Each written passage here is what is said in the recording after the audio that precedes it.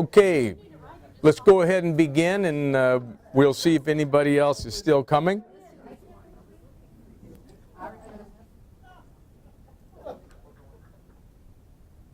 Matt asked me to remind you the way we're going to do it is on Monday the 8th rather than the Super Bowl Sunday.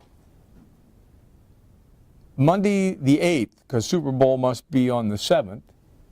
So they're switching it to the 8th at 6 p.m., which is a Monday.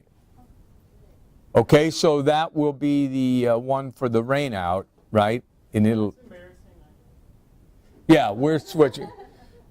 And then, and really, and I'll say more about it next week, but really he's saying remind them that only the certificate students are required to do the questions.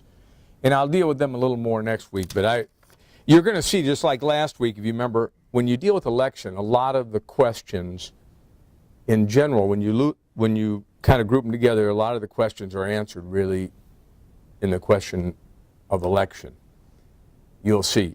Either depravity or election will answer a great deal of the questions, because those are the ones that you really get. And I'll show you, if we go through them, how to kind of group them in your mind.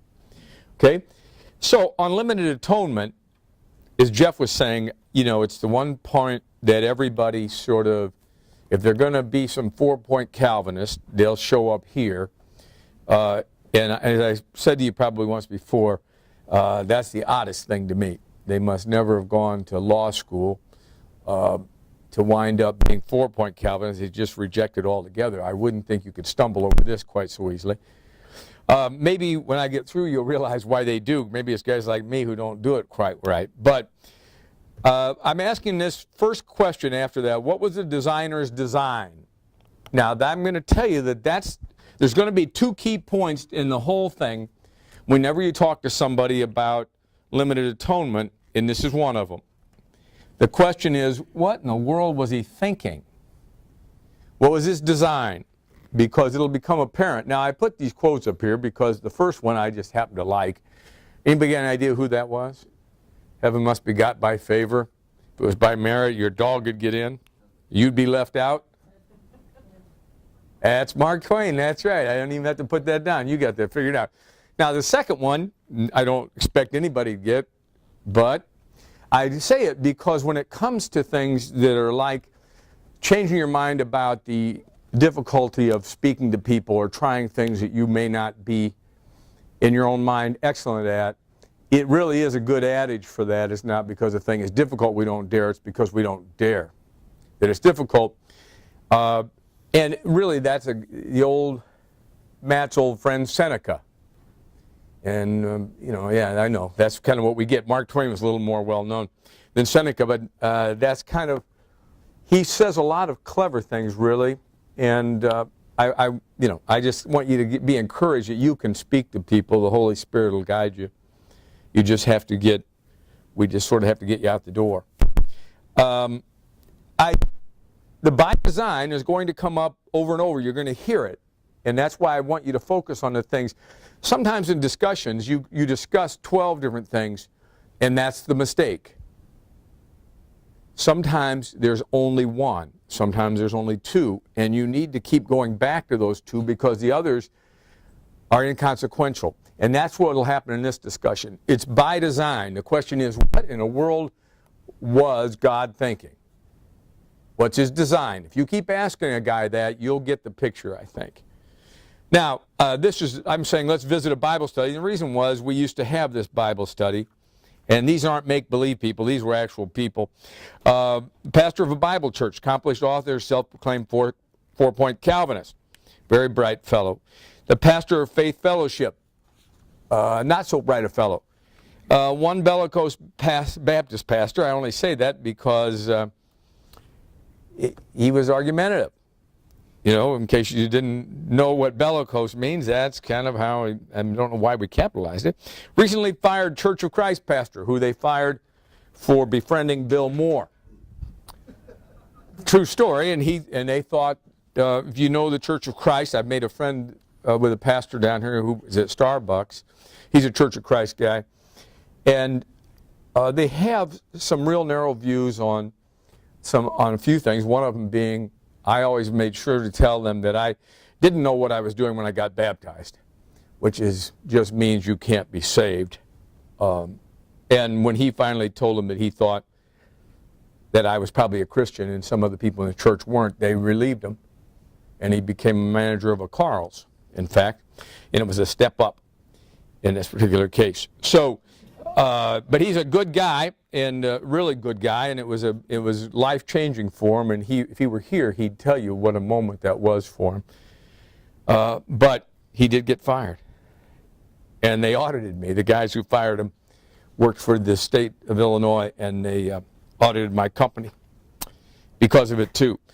Guys, how about I begin by now? I suggest to you, if you ever do get a pastor's Bible study going, or even people from just a regular group, one of the mistakes you make is that you let it get going in a lot of different directions. Somebody has to direct it. If you know that you can guide it, then you can afford to let them go after that. But you want to lay out the points, because a lot of times people aren't prepared, even pastors, to lay out what they believe. Better if you tell them what they believe and they can correct you. Because lots of times you can tell them, for instance, what a Baptist confession might say, and they won't know it, even though it's part of their church government. So you can make it a more profitable thing.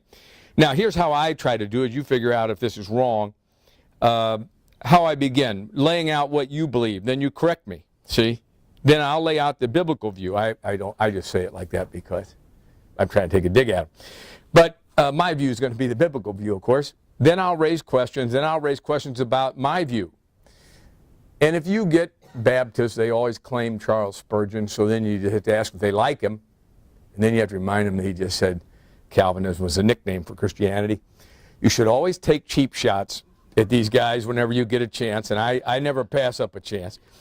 I promise to leave enough time at the end for you to devour one another. I always tell them that because they want to do that. They want to discuss it, and they're afraid you're not going to give them a chance. After all, they're pastors. So you let them, and then they become friends. That's really the truth, isn't it, Margaret? So here's the majority view. And if you'll notice, you aren't the majority view. What we're going to give you tonight is going to be the minority view. And if you did read Spurgeon's thing on election last week, you'll see he referred to the ancients being on his side. Even in his age, what he was saying was, we're not the majority anymore. But if you go back in history, you'll find all these great men agree with me, but they're just not alive anymore. And you've got even a narrower view of who's on your side this time. You might represent, Matt may know something I don't know. But the last time I heard any kind of figures, I wouldn't guess that to be a Calvinist may represent, Matt, would it be 2 or 3%? Something like that. I heard that it was 2 or 3% of all professing Christians now. So the good news is you should really value those people around you because they're like-minded, and there aren't too many like-minded people. Now, we don't consider the truth to be a matter of raising of hands, but you've got to understand that you have the opportunity to be the minority in this particular age. Here's what I would try to say about them, and I think you'll understand why. You all believe the atonement is limited in some way. I mean, none of you is a universalist. And what I mean by that is a simple thing. Universalism says that God died for everybody. What happens then? Everybody's in. Well, none of these guys would ever believe that. Very few people. You can go to a universalist fellowship, but it'll be disturbing on other levels if you do. I can tell you that. It's really a disturbing Sunday or Saturday night sometimes. But I'm just telling you that most of the guys have a unity about that. They won't be universalists. They'll think people have to choose Christ. And so you can rule that out. Jesus took the place of sinners, is substitutionary.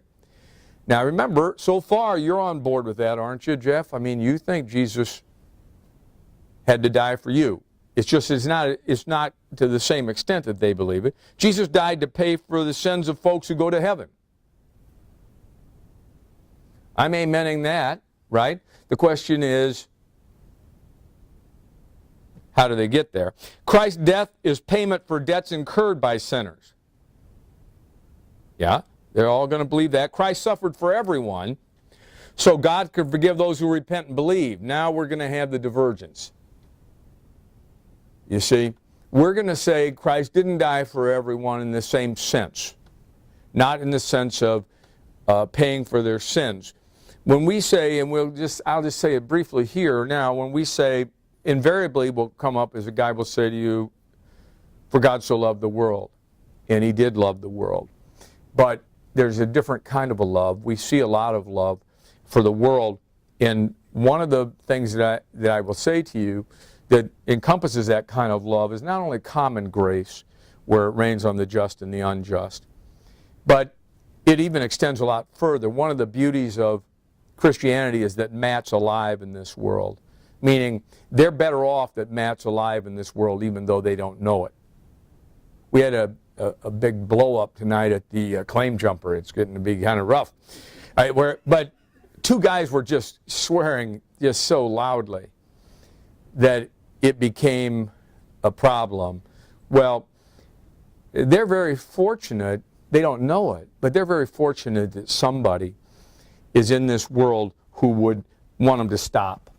And the real reason for that is they misunderstand an old doctrine that I don't misunderstand, which is that there are degrees of punishment in hell. Okay?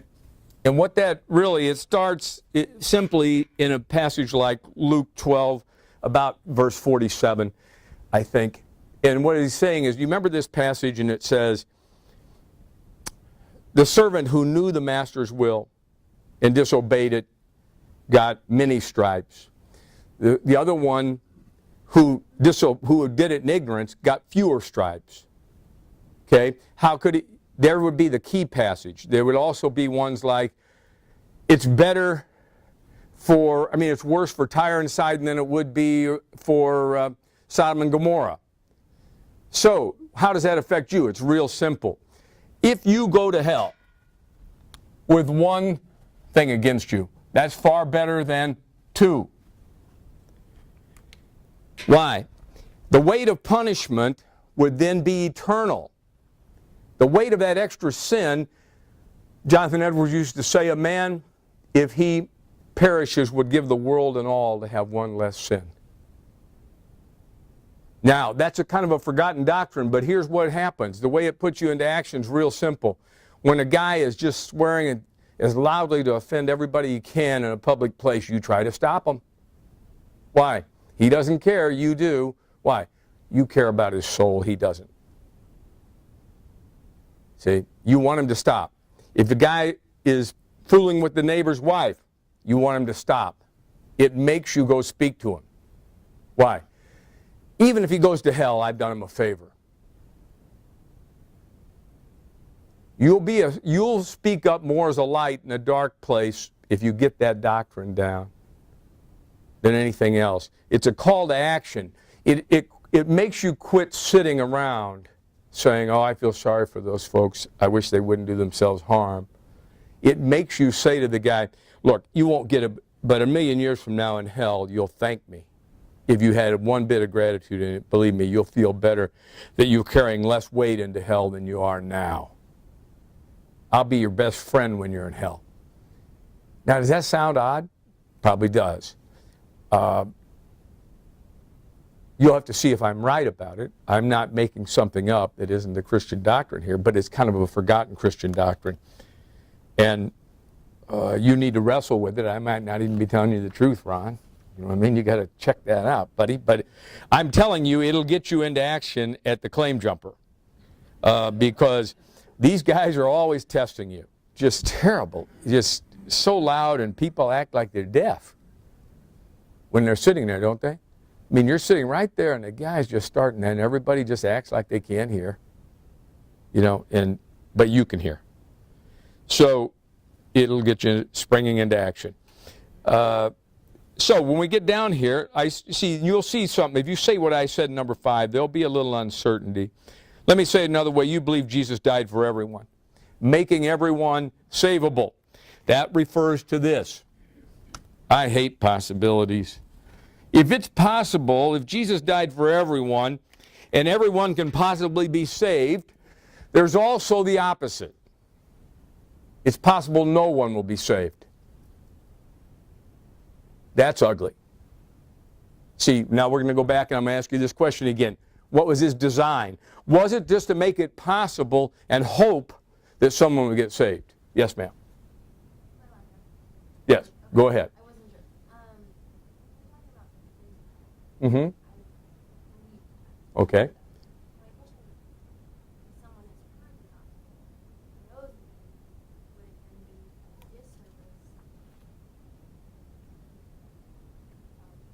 Well, that's kind of like that. I understand. Here's why I would answer this. One time I spoke at a church, a Calvary Temple church, and they were sort of a former. You ever notice sometimes when Assembly of Gods get really big, they change their name, they quit. They kind of pal around with the Assembly of God, but they don't mention them quite.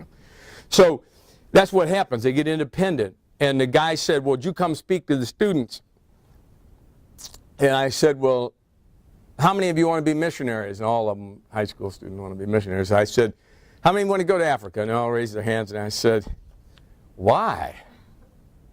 And they looked at me and I said, "Look, it looks like if you go over there and bring some light to them, you know what I mean? They're not going to be judged anymore on just the kind of light they have." And the students all agreed we ought to quit missions. So I explained to them that I just lied to them. That the guy over there in his own light is in the dark. You see, that going to hell is such a treacherous thing. Even though it may be worse to have more light, and it is worse to sin against greater light.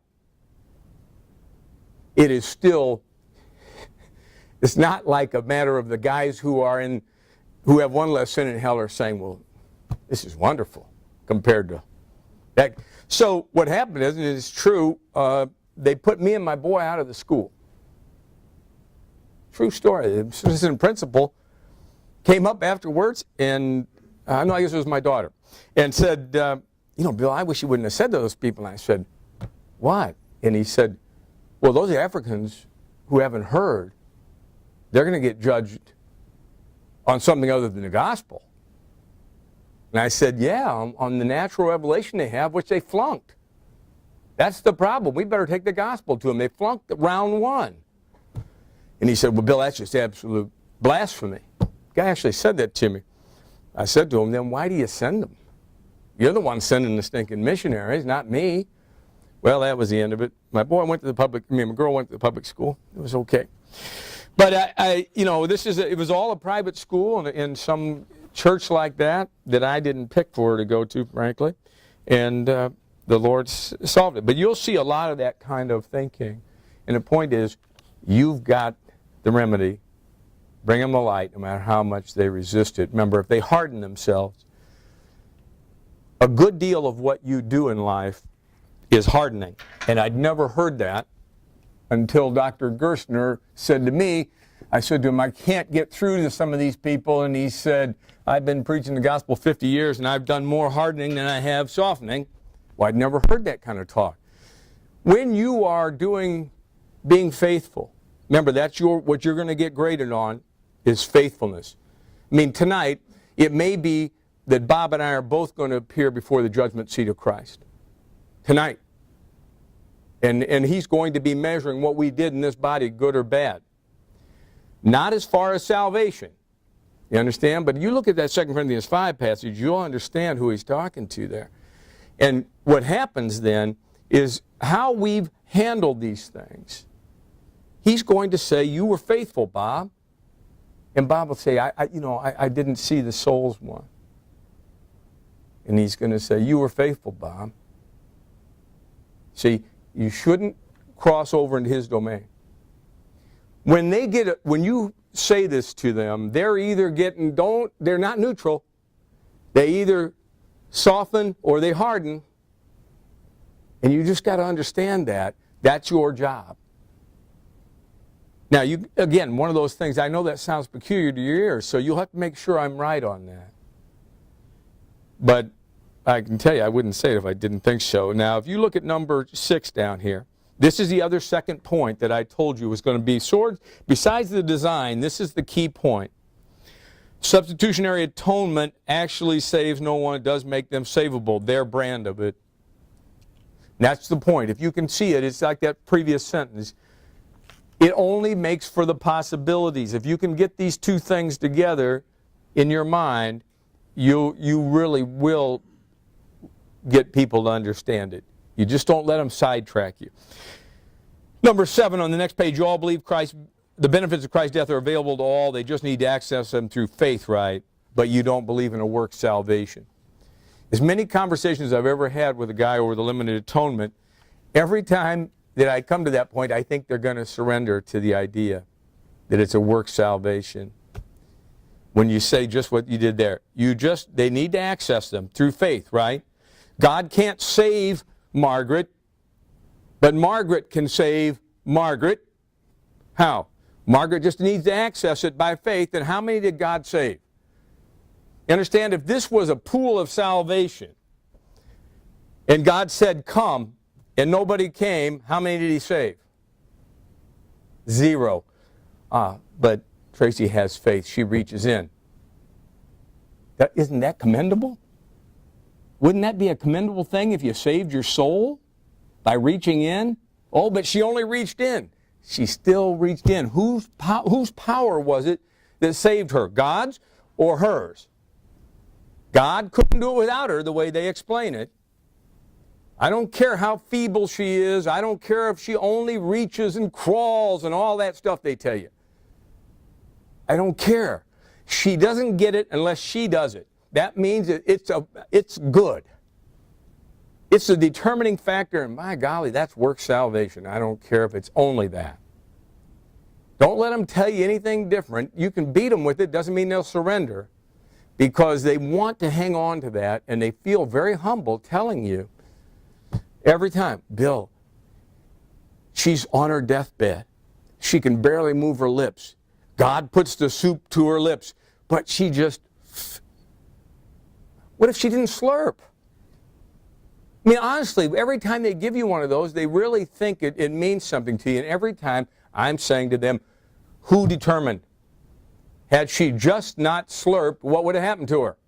Salvation would have been this close to her, ready to save her, and couldn't do it.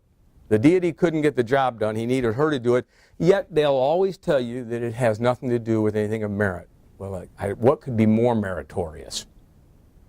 I mean, but because they're entrenched in it, it's very difficult, and I understand it. But let's lay out the Calvinistic position, the minority report. Christ's intention, see, here we go again. Do you see how I'm back to the design? Christ's intention was the perfect and substitutionary atonement of his elect. God actually saves the elect. He does more than just make it possible. See how I'm going to come back and say it positively, Jeff, and then try to take another shot at them negatively. You can see this would also mean that God didn't just make it possible. Here we go again. See, why? Well, eventually at this point, normally I'm going to take them back and try to talk about total depravity, because as like Jeff and I were saying, I said to you week 1, if they could get total depravity, it seems hard for them not to get this one. You understand? If a guy will never save himself, and they understand that God had to unconditionally elect him. So God unconditionally elects 6 people. But he doesn't know what to do with the atonement, so what's he do? He makes enough grace for 200. Because he can't figure out that he chose 6. Think about it. He unconditionally elects people by name, not by nation. He knows your name. When he says Beth, he knows Beth. But he's not quite sure if somebody else might not reach in there, so does that make any sense? No, it doesn't. But they still resist it. I can tell you that. Every time I always used to think that would be like, okay, now we got it. No, we keep going. I'm denying that salvation is the work of man. Salvation is of the Lord. Don't panic. Isn't this logical for someone who believes? See, here I am again, trying to say to him, what does the Bible say a man is like? See, that's how I'll normally say it. Instead of saying total depravity, I'll just say, let's go back and figure out what the Bible says about a man. Now, I bet you can guess what I'm going to go to. Genesis 6:5, Jeremiah 17:9. You see what I mean? Ephesians 2. I'm going to go to those same passages we talked about. It's just that gives me another way to introduce it. I believe he's an actual Savior, not just a potential. Here we go again, see? He's not a potential Savior. He's an actual Savior. Of whom? The elect. I don't believe Christ died for the sins of every human being. That'll startle them, actually. I believe Christ's death atoned for the sins of the elect only. And it's going to be on the next page. I'll do this debt thing. Number 5, the term limited atonement can mislead. It does not mean inadequate. And again, remember, lots of times you're talking to people who haven't heard anybody say any of these things. Remember, just like in the book, when we talk about limited atonement, we are talking about the design. It was limited to those people he intended to save. That's what we mean by limited. It is not inadequate. It's not even, is it true that his atonement was sufficient for all? Because they'll say that to you like you never heard that. His atonement, one drop of that blood would cover all the Martians if they were going to be involved in this plan. You follow me? That is so precious. Anybody. It could cover everybody. But what was his design? We always say that phrase, and they say it first like they've invented it, but it's efficient for some. See what I mean? Sufficient for all, efficient for some. Well, isn't that what you think? That's actually a Calvinistic phrase to begin with, that they pilfered along the line. And now they believe it. But of course, only those people who are in heaven. You see? So they limit it. And you've got to understand that they limit it to whom? They told you in the beginning they weren't universalists. So they limit the effect of the atonement to, give me the roster in heaven. Well, don't you want to see that same roster? Wouldn't you say that the atonement covered the roster of the people who are in heaven? See, they're not saying something different than you would say. You see what I mean? They're limiting the atonement to those people who are in heaven the same as you are. The question is, was God designing it that way? That's what we're talking about. And the answer is yes, you can see he did. Now, on number 6, I call it house cleaning. Limited atonement is also known as particular redemption or definite redemption, because people will use that term. They certainly do. How about a few objections? If Christ's atonement paid for everyone's sins, doesn't it follow that everyone must be saved? Yes, here we are again. Wouldn't we have universalism? Okay, here we go. If he really paid for everyone's sins, everybody'd be fine. The roster of heaven would just be the roster of mankind.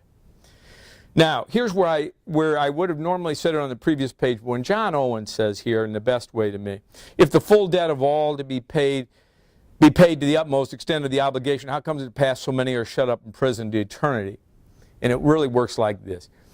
As I said to you before, if Margaret owes me $300, and Pastor Charles comes and pays me the $300, and I take Margaret to court, and the judge says, did you get paid? And I say, Margaret didn't pay me.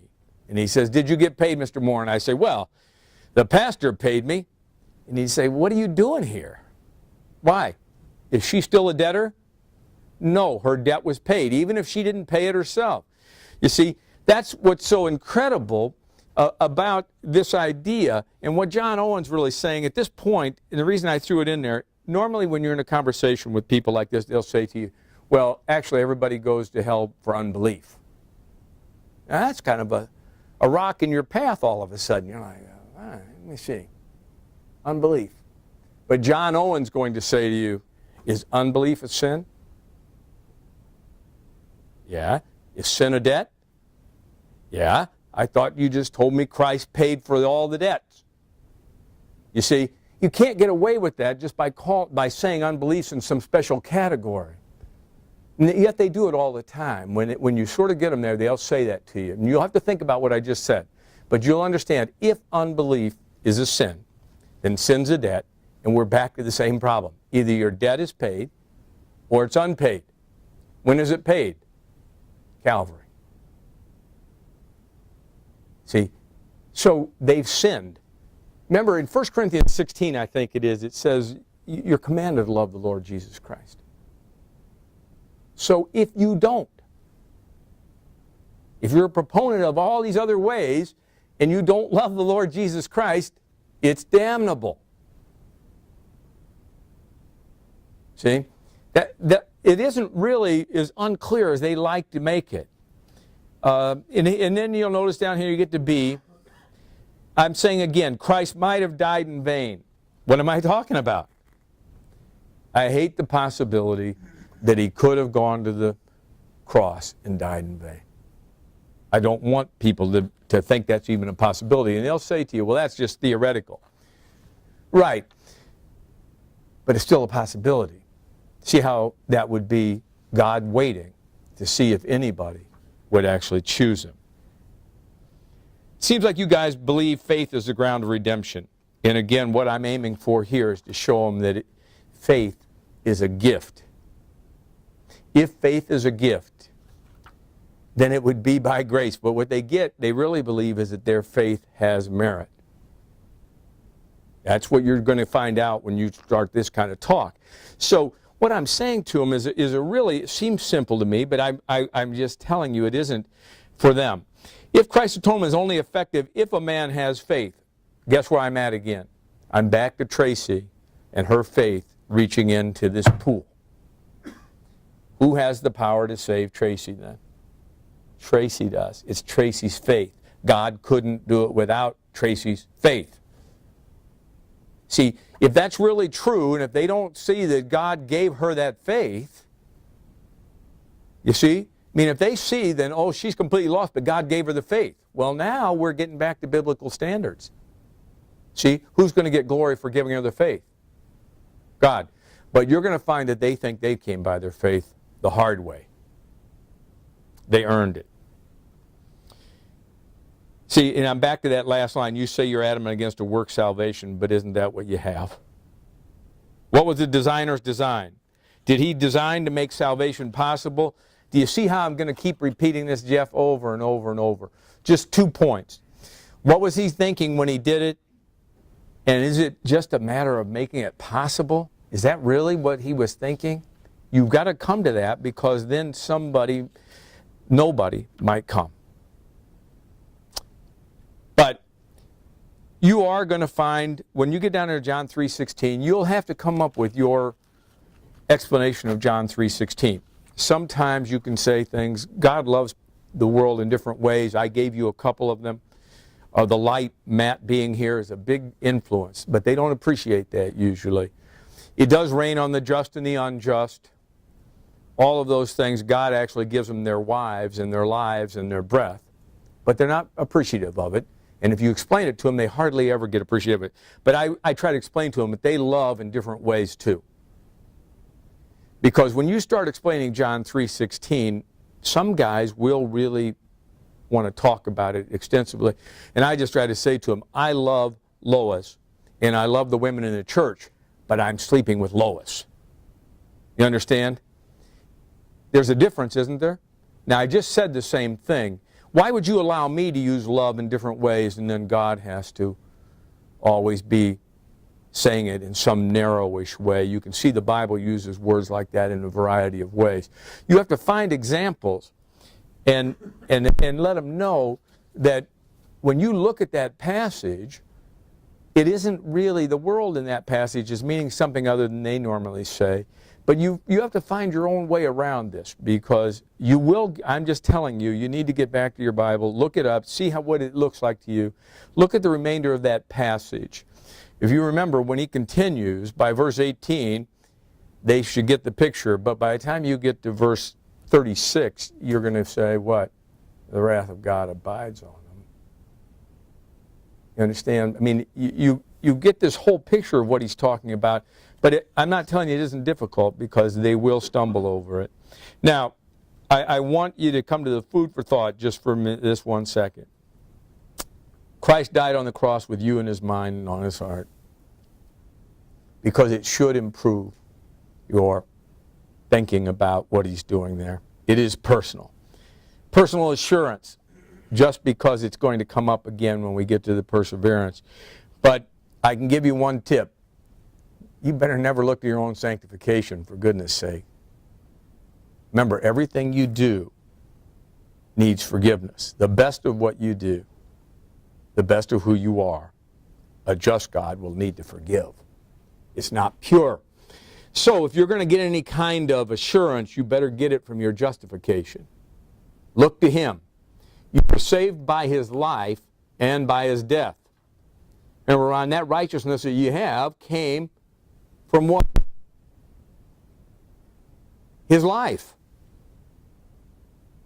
You see, that's what caused Luther to stumble over that in Romans. But remember, we're saved by his life and his death. Now, I don't have time to really go through all that at this moment, but I want you to remember that. So whenever you're thinking about when you're quaking at your own behavior, you should. It's when you're not quaking that I'm nervous about it. You understand? But you shouldn't put your eyes on yourself, because if you do, we'd all agree you're in trouble. Even when you're doing your best. So you better put your eyes on him. That'll get you some assurance, even when your conscience is telling you there's no hope for you. No Christian has ever acted like you've acted. They have. And they've sinned just like you're sinning as a Christian. Remember, you're not going to be perfect in this world. Sanctification is a process, and you ought to see it being more and more following Christ and less of the stumbling. But you're going to die imperfectly. You're going to be glorified, fully sanctified at death. The very thing you don't want is the very thing that will clear up all your problems, Peggy. That's just it. If you could just... The one thing we're all trying to put off is the one thing that's the answer. That's how it really works. Okay? Now, he's saying here, bought with a price? Yeah, an exact one. I live for him because he died for me, Philip said. Now, I just want to, because I'm going to close here with this in a second, this section. This is always something, today's were really hard for me, because when I think through these things, I always, whenever I get really tempted, I try to think about Golgotha. And then, so the last 24 hours, I've been thinking about it a lot, and it's my favorite place to go and my least favorite place to go at the same time. But if you'll bear with me, you can do whatever you normally do when you think through these things, but if you'll close your eyes with me, I'll tell you how I think about this issue of atonement, and also whenever I'm tempted. So if you'll bear with me, maybe this will be profitable to you. Maybe you'll just think I'm crazy. But I'm going to tell you that time and distance are never a hindrance to travel. I'm just going to, if you get that through your head, you can stand in any biblical scene. We were talking about the other day, man, but when you're looking at a man like Paul or something, imagine being there with them and the noises and the surroundings. Don't make them men other than you.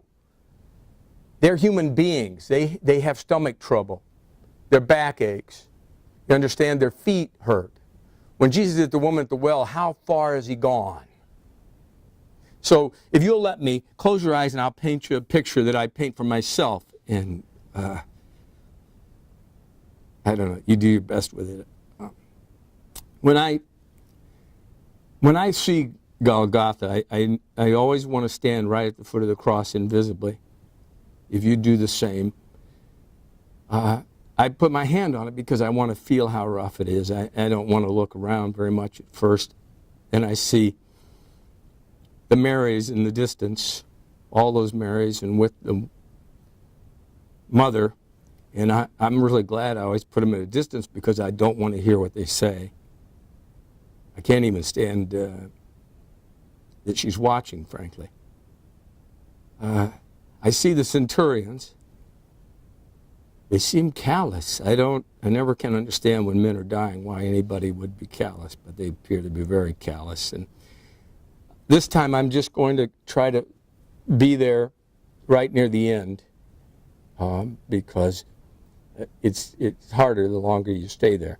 And I can see the Sadducees and Pharisees mingling around, mumbling. I suppose they were louder before because it was light. Now it's been dark almost 3 hours. And it's a little frightening, but they're gaining their courage again. I see the rabble. My goodness, when there's a wreck, people want to watch it. What are they thinking, these people? I know I'm the only one who actually understands what's going on there that day. When I stand there and I think about it, and then I try to smell everything.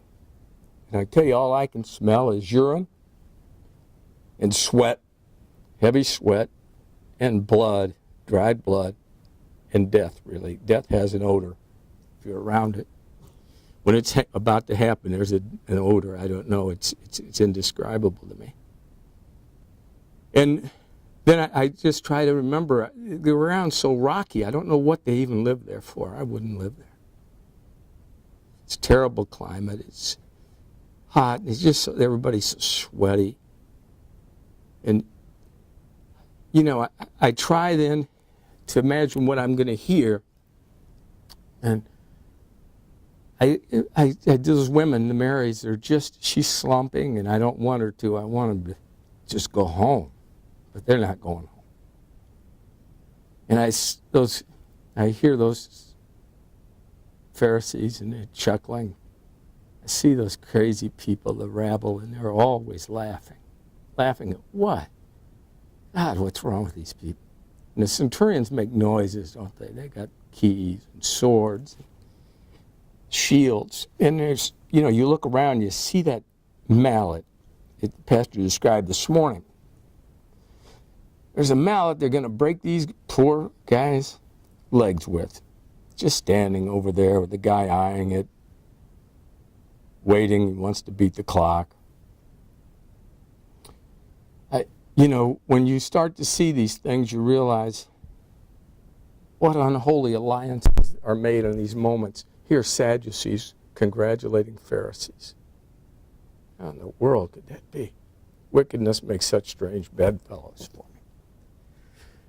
And you think about the universe. How do you think the earth felt at that moment? If it could, it had thrown every one of us off. It has nothing against it. It's the Creator, for heaven's sakes, hanging there between heaven and earth. And I think, you know, if the sun hadn't been commanded not to shine, she surely wouldn't have shown her face anyway. Who'd want to witness this? This is if it was a mere man, it'd be painful. But here you can imagine creation looking at the Creator and saying the only thing that's ever rebelled is standing there grinning at him right now.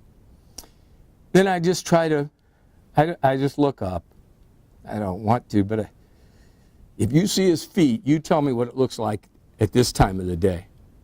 All these hours later, big holes in his feet, dirty feet, covered with blood. Big holes. Every time he pulls up to get a breath so he doesn't suffocate, he has to pull up on those wounds that are just bigger and bigger. I don't know what his brain's like when that pain goes there, but I know I don't like it. And you watch him. His feet are so rough and ugly. I just try to look at his head, and I see him. I know that there's caked blood and sweat all over that hair. God, he had that crown, 3-inch thorns driven into his skull. It doesn't bleed much, but it's ugly. Leaves a residue. And that hair, so sweaty, he's thirsty. Oh, God. He's thirsty. And they were cruel to him about his thirst even. You see that hair hanging over his face. And you don't have to have an imagination to figure out if he's shrieking a little under his breath, if he's gasping. The pain must have been enormous. The grunts, the groans. He pulls up. I want him to die. Face is partly covered, but they beat him. blood on his earlobes, dirt on his face, swollen, puffy face where they beat him the day before so badly. And he's trying to breathe. It's just so ugly. And then you look at his, and you realize, my goodness, he's got parched lips, and they've pulled part of his beard. Sort of men are these people. They're still laughing. Then I think of the sky, and I know that the place is teeming with devils in the sky, triumphing. If I could hear their laughter, it'd be louder yet. They must have been giddy that day. And all the cherubim covering their faces and the seraphim circling around. The skies must have been full that day. Everybody in that invisible world knew who he was. They weren't mistaken. They knew he was the God-man. You look, besides the dirt and blood caked in his collarbone, you tell me how thin he is, and he's buck naked. His mother's over there.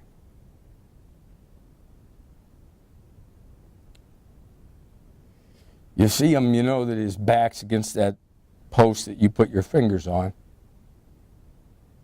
They beat him, all those stripes, with that leather thong with all the glass and rock and metal in it. And they've torn giant hunks of skin out of him. And they're not very good. They hit his buttocks, they hit his legs. And he has to pull up every time against that beam to try to sustain one more breath. Eventually he's going to run out of ability to pull up. His hands are wallowed out. And you look, and he's got those wounds on his legs. They're everywhere, and the hair's pressed into them. And I don't know if there are flies and gnats in that environment. I surely hope there aren't. And when you get to that point, I want you to remember, when you finally see his eyes, he's got you in them. And I know, you try to tell me about this time, about how he made it possible, and I'm going to tell you, it's offensive. He died for my sins that particular day, for yours. It's personal. Don't let anybody tell you it's not personal. No wonder we don't act like it's personal. We don't even tell ourselves it is sometimes.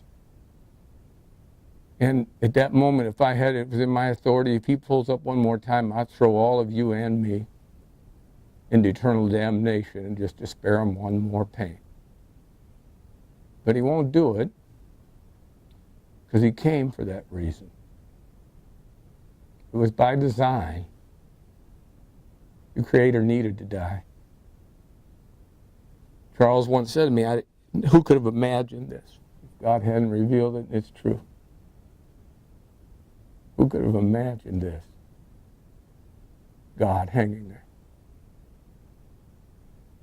But he's got you in his mind, not some possibility. And I see him, and I know it is Romans 3. He's just and the justifier. I know all that. I know that it's really God dying for the ungodly. And I know he's the Lion of Judah, now the slaughtered lamb at Calvary. But it's personal. And I'm just telling you. I don't like to stay very long because it just is too hard. But it's personal. And don't let anybody make it theoretical for you. It's ugly.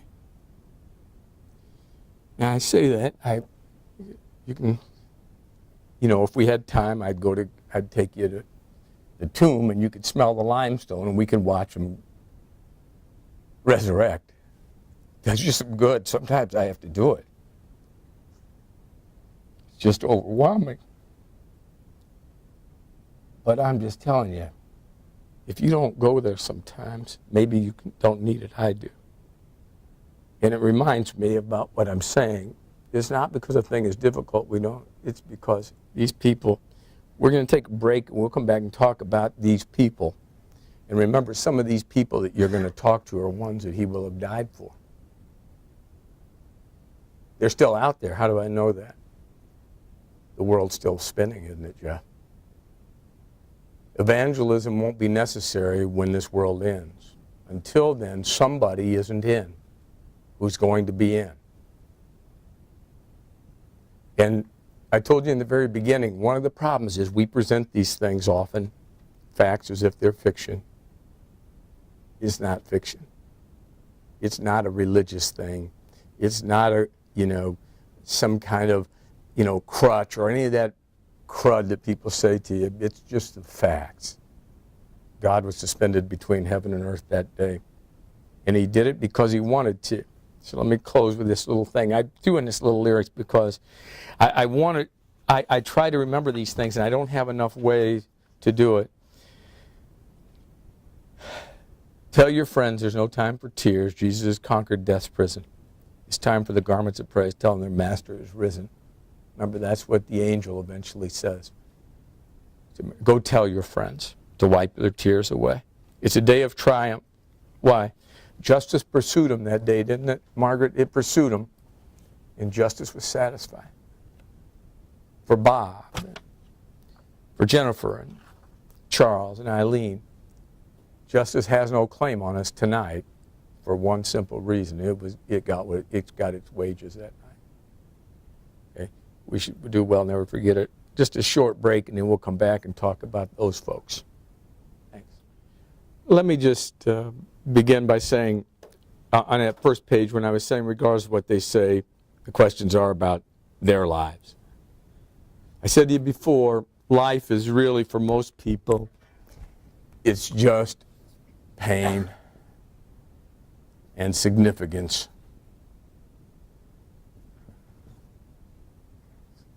If you'll remember that,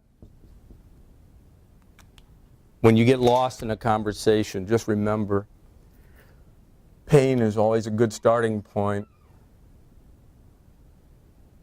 It's what life is comprised of. Remember, Job said, man born of woman, days are short and full of trouble. He was right. The difference is, they were made in God's image, and that makes a difference to you even if they don't like it. Even if they don't believe it, you do. You've seen what Adam's fall did to them and how they've hurt themselves. But you love them more than they do themselves. And they spend all their time thinking they love themselves. But you do, because you're not trying to cure their headache, you're trying to cure their cancer. They're always trying to cure their headache. They've got some unhappiness, a husband that doesn't love them enough, a job that doesn't pay enough, a child who's unresponsive to their voice, and you know they're taking aspirin when they have cancer. They don't know it. They're blind, but you were blind and you remember it. When I say talk about life, I'm just saying that we forget as Christians to talk about what they want to talk about. We just want to lay out Romans Road. That's what we want to talk about. I'm saying, why don't you try to do, you have the upper hand, you understand the world. Talk to them about life and death. Talk to them about their children. All of those things, all the answers, if you think about it, are going to wind up back on how does God govern the world? How does God govern your life? Do you think he does? You don't? You do? Maybe. It's in between. I see. I promise you eventually you're going to have a talk about sovereignty, because that's where pain comes in. You have an answer to it. But you always need to have a softness when people are soft and a firmness when they aren't. Why? You can see it in Christ dealing with people. You ever hear him say to those Pharisees who really don't, who are just, sometimes you wonder if people read their Bible when you hear him, but the next time you see the woman at the well and she seems unresponsive, but you watch his posture with her. But he's talking about life, isn't he? I'm telling you, you can tell about their lives if you just listen. And don't, remember, their dreams are delusions. And I'll go through a little bit more, but you have to get it yourself first, that it is a delusion. And most of the time in my Christian life, their delusion's been my delusion. I wanted the same dreams they had until I realized how stupid that was. But I didn't get it very easily. Number 4, the fraternal twin. They never say it clearly, but are always clearly saying, explain my pain to me. I want to be significant, and my suggestion is, explain yours. Understand? You have pain. God governed that pain. You have loss. You struggled about significance. Can't you tell them about your life? Or are we back to being theoretical again? See, we always want to tell them about Christianity. I don't want you to. I want you to tell them about Him. You are heavenly groomsmen. It is not about you. What difference does it matter what Bill Moore is like? I want to know what he's going to be like when that groom comes, because that groom's altogether lovely. They'll spit on me if they see him for a second. They'll realize all my shortcomings, and I'll be glad. It never was about me. It's about Him. He has no shortcomings. He's beautiful. Put Him in their eyes. How? Tell them what He means to you. How He saved you when you didn't want to. How He opened your eyes when you didn't want Him to. How He called to you and you said no. But thankfully that wasn't the end for you. Tell them all those things. If you remember Acts 2:32, I'd made a little note here. Peter says, basically, you killed Him, we know He resurrected, and we're eyewitnesses of it, whether you like it or not. Well, you're eyewitnesses too. Of what? What He did for you. Tell them that. Nothing is stronger. So Matt and I were talking, you can see the Apostle Paul saying over and over, I was on the way to Damascus. You see, it's personal. Eventually he's going to pull out that personal argument and tell you about his life. We have to. In Acts 4:12, I always make a note, but if you remember, sometimes people say to me, well, who in the world are you to be telling me anything? And I said, I agree with you. The one thing I can tell you is I hope I have the same testimony they had in Acts 4:12, where when the people were questioning him and they had answers, they said, then they remembered they'd been with Jesus. What keeps me from being with Jesus? How is that prohibitive towards me? Jim, I have a chance to be with Jesus, and maybe somebody will say that Bill Moore, he must have spent some time with Jesus. Any one of us can do that. It doesn't have to be more formal than that. Can be, just doesn't have to be. When you get there at 5, I'll go through that pretty quick. There are other questions. It's all personal. I'm just telling you, sometimes it's personal in this way. They're mad at the deity. Usually it's kind of like this first question, not the second one. Why can't there be more than one way to heaven? What are they really telling you? As long as there are multiple ways, you won't be trying to tell me there's one way. You won't be demanding that I bow down to this. Well, I'm telling you, there's only one way. And you need to be clear with them that all this posturing is there. Thoreau used to say, time is just a stream I go fishing in. You can say it any way you want, but time is always shorter than you want it to be. The clock is running. They go to sleep tonight and he gives them breath and they curse him for it. But if he pulls it, what will they say about him tomorrow when he pulls it on a 40-year-old husband? How could he? I won't serve the kind of God who won't keep him alive. Yeah, right. So he can rebel another 29 years and die on your schedule, huh? There's a lot of craziness out there, and you have the answer. Not very many people have it. I'd say we better be about our business.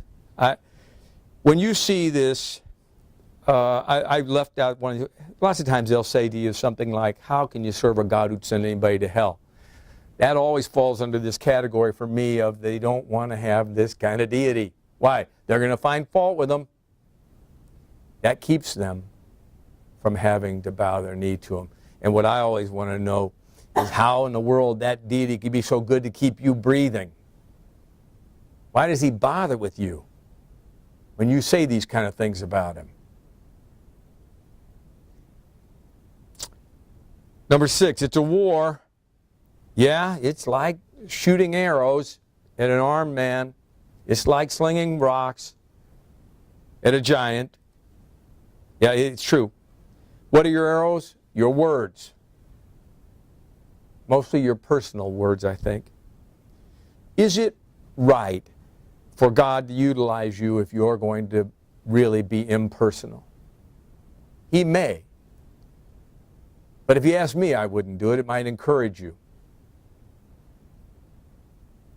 I want you to speak with tears in your voices, tears in your eyes, love in your heart. If we can't do that, we need to stay there till we can get it. Because God did love the world. I don't care how they act towards him. There's no denying that in many senses he's loved them. And he's asked you to love them. And your words are his arrows, aren't they? Why would he do it? I wouldn't have done it. I'd have written it in the sky. I wouldn't have messed with somebody like Bill Moore and trust him to say things for me. Why he did it, I don't know, but I know that's how he chose to do it. The foolishness of preaching. Personal testimony. He just did it. Stone, the turkey you dropped off when he lost his job. I'm telling you, people lose their job. All their other friends wish them well. Be warm, be fed. You get your hiney over there. He'll need you, and he'll remember you. Looks kind of useless. Actually, it is. Matthew 19:26. It's impossible. Except, I see. When David threw that stone, you think he threw it? He did. You think he directed it into that giant's forehead? He didn't. When you speak and somebody listens, you do the best you can. It's still not good enough. He'll have to bury it in their head. They'll have to change their hearts.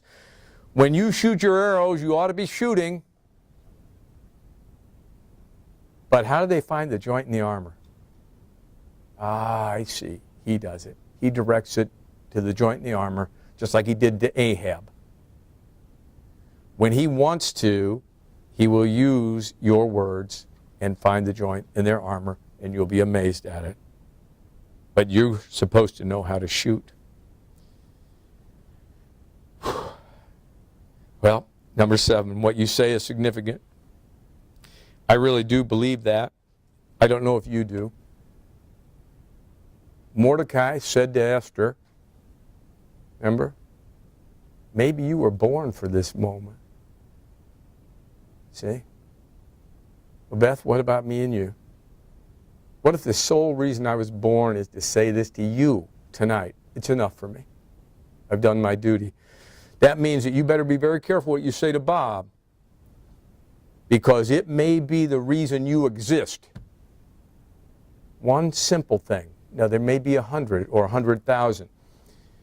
I don't know, but like the pastor said today, if you lose sight of the fact that you should be significant to each other, you've lost the sight of sovereignty. You're still breathing. There's a reason. John Haney's here today because he has a reason to be alive. He's significant to me. His sole reason might be to be my friend, for heaven's sake. You have to know these things and believe them.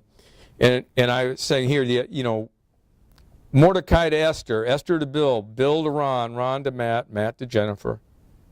I say, we really believe that? When we come to these things, I will say it again, don't tell them to come learn about it. Tell them to come learn about him. Understand, Christianity is a beautiful thing when we're talking about it in here, but when you're talking to those people, it isn't Christianity you're presenting to them, it's Christ. And when you forget it, you've made a mistake. Now, I have all kinds of little gimmicks if you haven't figured it out. This is one of them that depending on whether I'm talking to Bill Moore or somebody else, but I have to remind myself what do they normally want? Well, they want it like this. They want profit, right? Peace, pleasure. Are they going to be right about profit? No, it's always some earthly profit. I try to destroy it for them. How? How? It's their dream. How? Well, does a man's life consist in the abundance of things he owns? Mostly they'll say no to you. You got to ask them. Then why do you spend all of your time doing it? Looks like 14 hours a day in your case.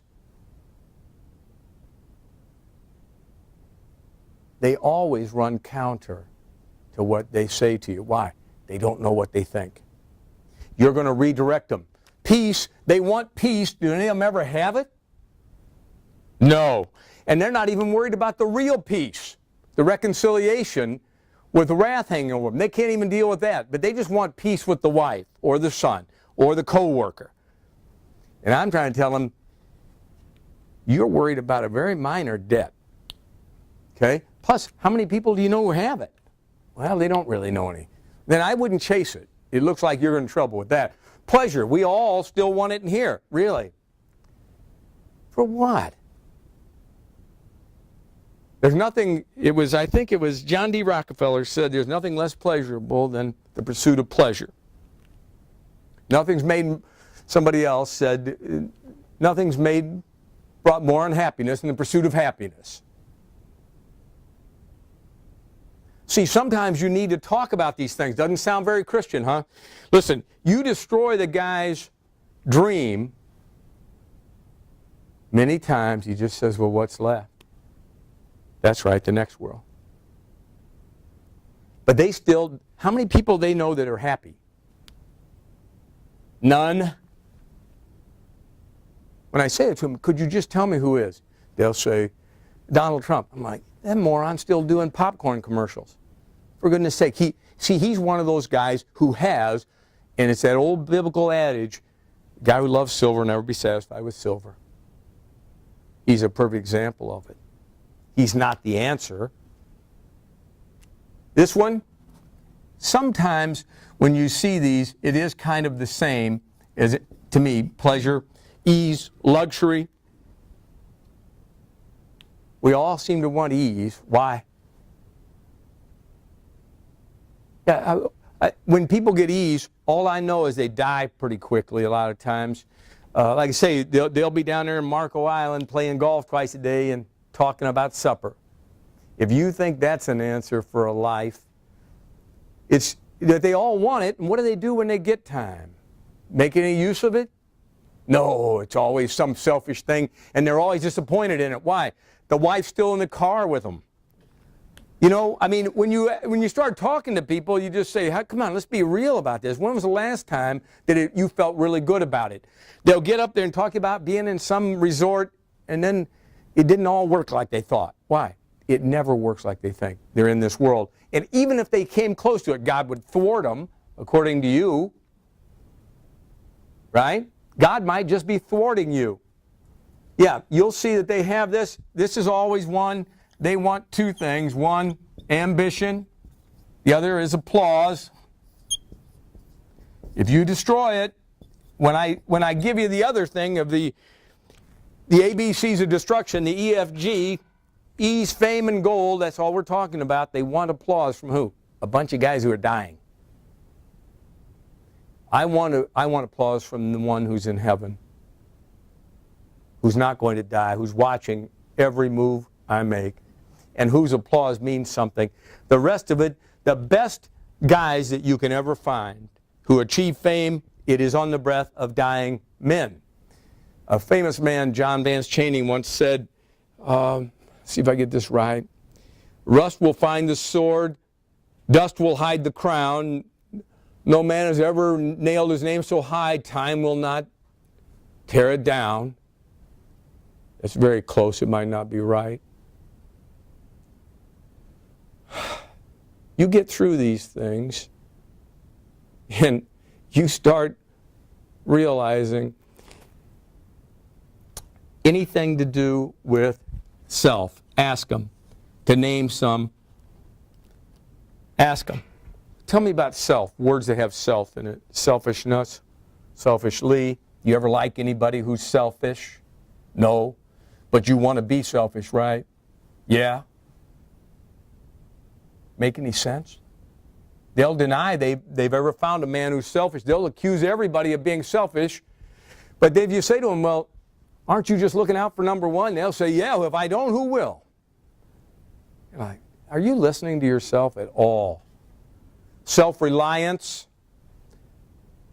How are they doing with that? All self-interest. Only we fail this one, don't we? We're in the church, and we have a lot of self-interest. Not supposed to. Why? I live for him who died for me. Doesn't sound like that's on your list. You must have made a mistake. I make it. Doesn't make it right because I make it. That's why I'm just saying to you, when you get through these things and you figure them out, and I'll just do the other one real quick in case, if you can just understand whether you have a talk with yourself or with these people. Sometimes you just got to say, let's figure out what life's about. And that's why I'll say to you, it's ABCs of destruction are E, F, and G. And this is going to be gold. This is going to be fame. And this is going to be ease, and I always put luxury, because they all want luxury. The have-nots want to be the haves. I've been a have-not. I thought being a have would solve my problems. You know what? It didn't. And I can assure you, Charles has seen it on the North Shore of Chicago. The haves live there, and they're not happy. They're miserable. The wife's unhappy. The girlfriend's unhappy. The boy's girlfriend's unhappy.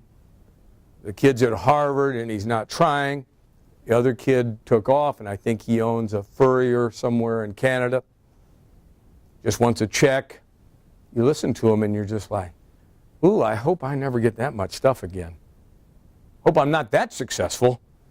Create those kind of problems for myself. They all want fame, and I'm saying you can find your own examples, but I'm telling you, Mark McGuire's getting booed all over this country. 10 years ago, 12 years ago, the whole nation rose to their feet when he was around. Gold, it's just everybody, including the people in this room, we overestimate the value of it. It just simply will not go past that river of death, will it? If you have a boy like I have, and he'll watch this thing, and I've said it to him, if you have a boy who can handle gold and he can do good with it, that's one thing. If not, you probably destroy your own son with it, somebody you love, your own flesh and blood. If you have a boy who can't handle gold, for goodness sake, don't leave it to him. But everybody does. Oh, really? Whenever any of these people, they're all godless people, when they come to the conclusion that the best thing you can do for your boy is leave him a fortune, you know they're wrong just at first glance. They're wrong about everything. And that's why I tease about it, but I always do say to people, you want to understand life without God, it's real simple. Go to the bar tonight, find the guy at the last seat, ask him what he thinks about anything, and do the opposite. He's an idiot. If you ask him about money, if he says, oh, yeah, you know, that's really where the guy should just work hard and give his life to, well, you know he's wrong. If you don't even have a philosophy, just don't do what he does. The guy won't think right about women, happiness, you name a topic. The last guy at the last bar stool on the end, I promise you, he's wrong about everything. He's consistently wrong. And if you don't want to get your philosophy from God, just take his and turn it 180 degrees. And I tell young guys that lots of times, and then they think about it, and they say, well, then I'd be some kind of Christian.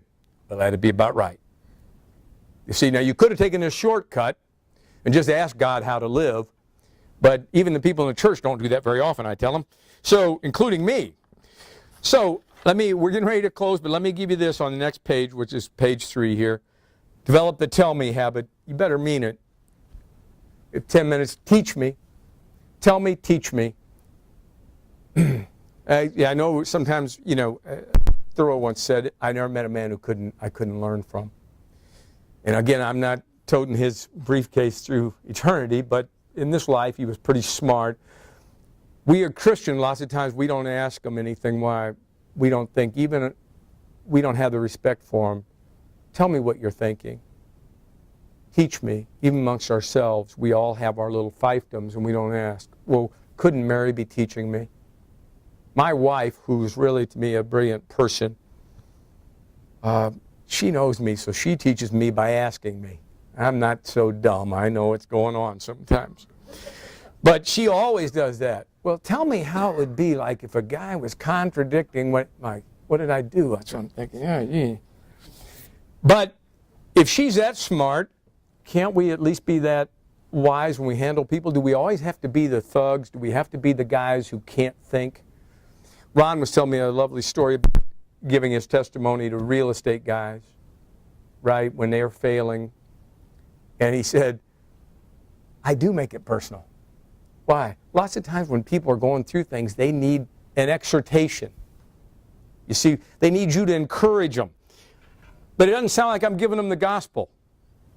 When you're telling them how they failed at life and all the problems it has caused and all those things, what do you think is the root of it going to be? I see. They sinned. You might say they're lawbreakers in 100,000 ways, but it's not the presentation of the gospel. Oh, yeah? Again, you're about being faithful to the truth. You destroy their life here, their dreams here. God often uses it to open up their ears.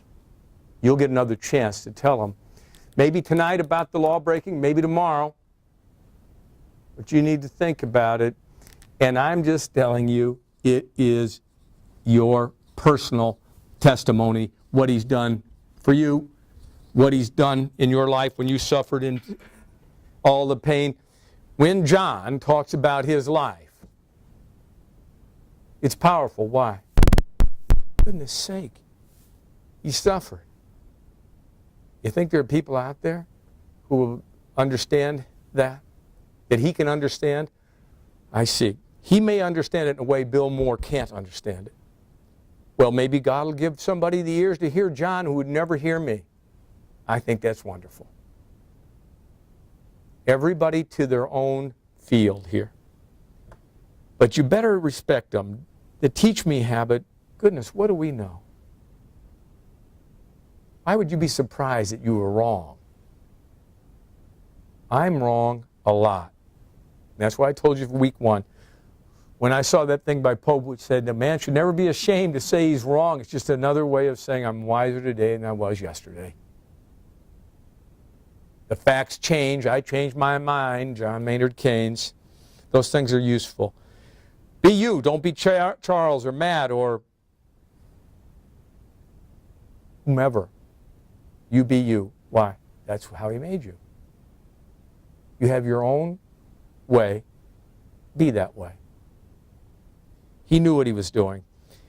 It is about him, the Savior, I mean. Say it this way. I always try to remember these things, just because I love it. This Thomas More was a great man, if you ever read anything by him, but he just said, this world is all a fleeting show for man's illusion given. The smiles of joy, the tears of woe, deceitful rise, deceitful flow. There's nothing true but heaven. It's true, isn't it? Robert Burns, I memorize these things because I don't want my mind to get off of them. My heart's in the highlands. My heart is not here. My heart's in the highlands. It's chasing the deer.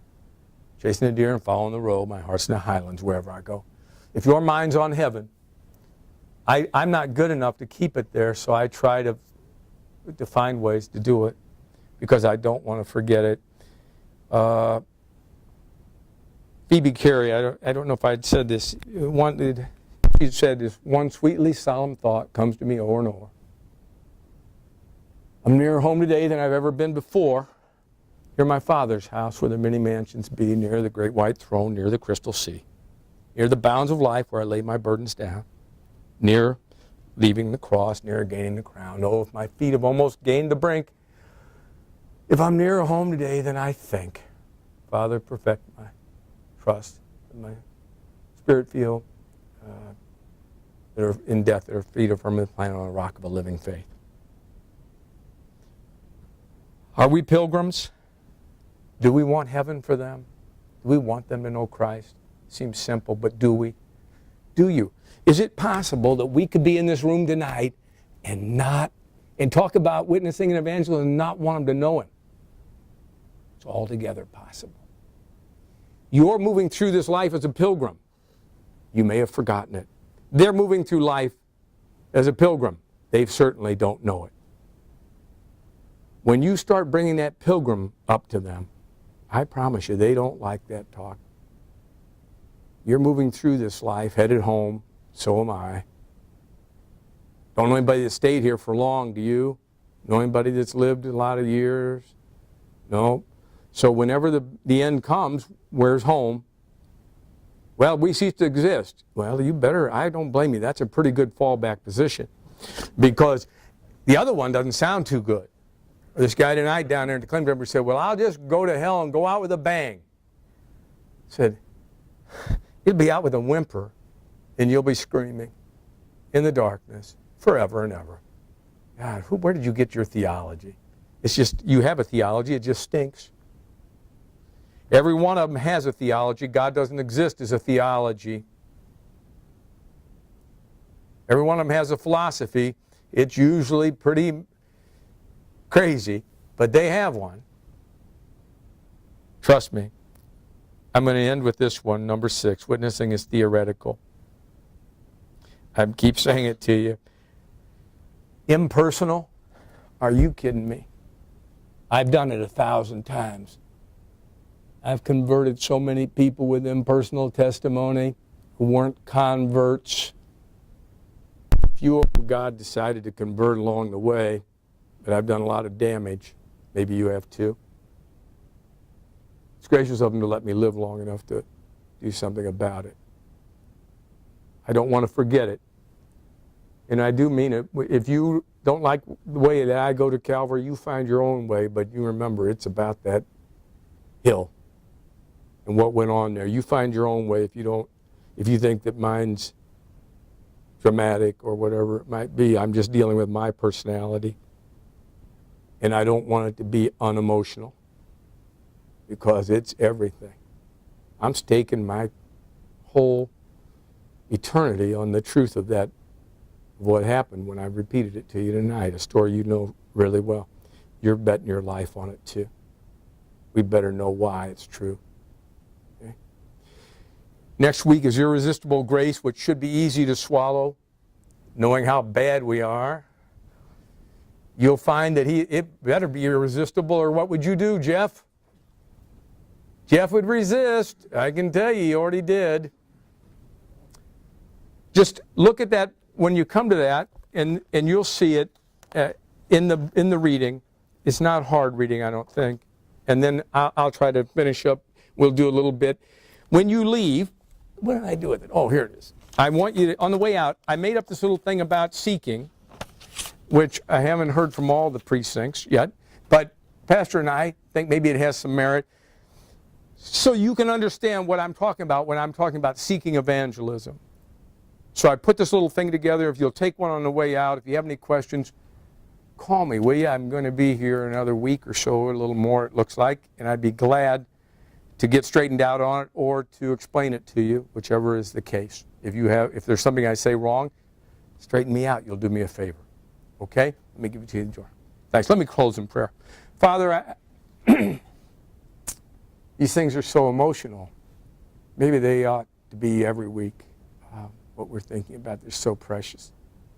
I know the people in this room are precious to you. I mean to do right by them. I pray that I have. I just want you to remember, Lord, that we love you as a group and that we love each other as you've commanded. and that we think all of your truths are precious even when we misuse them and abuse them. Help us to get these things into our hearts as well as our minds, and help us to care for this lost world. It certainly needs it. I ask all of this in Christ's precious name. Amen.